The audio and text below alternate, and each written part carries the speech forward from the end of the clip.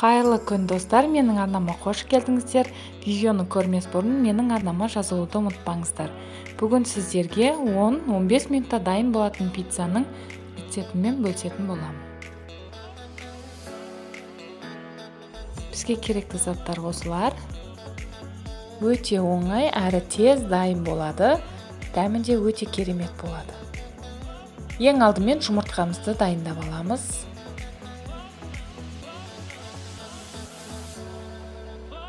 Сосын 4 ас қасық майонез қосамыз.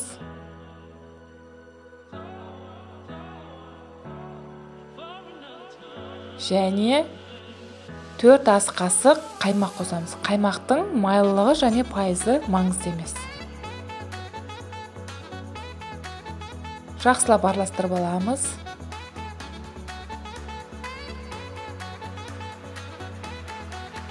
Араластырып болғаннан соң енді 9 ас қасық ұнымызды салып аламыз.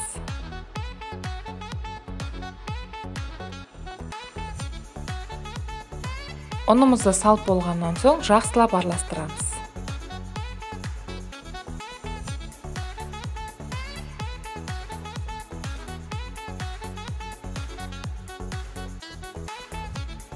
Қамырымыз дайын. Мен бетін әсемдеуге осы заттарды қосамын. Сіздер өздеріңіздің қалауларыңыз бойынша жасасаңыздар болады. Табамызды қыздырып, бетіне май жағып аламыз. Себебі асты жабысып қалмас үшін.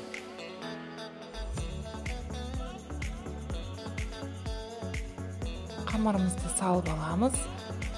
Ал бетіне кетчупымызды жағып,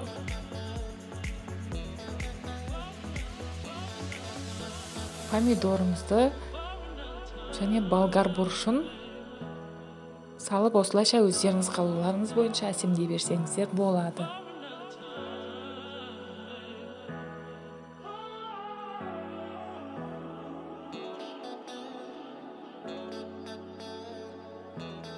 Сырымызды бетіне сеуіп, табамыздың қақпағын жауып қоямыз. Ал міне біздің пиццамыз дайын. Өте оңай әрі тез дайын болды.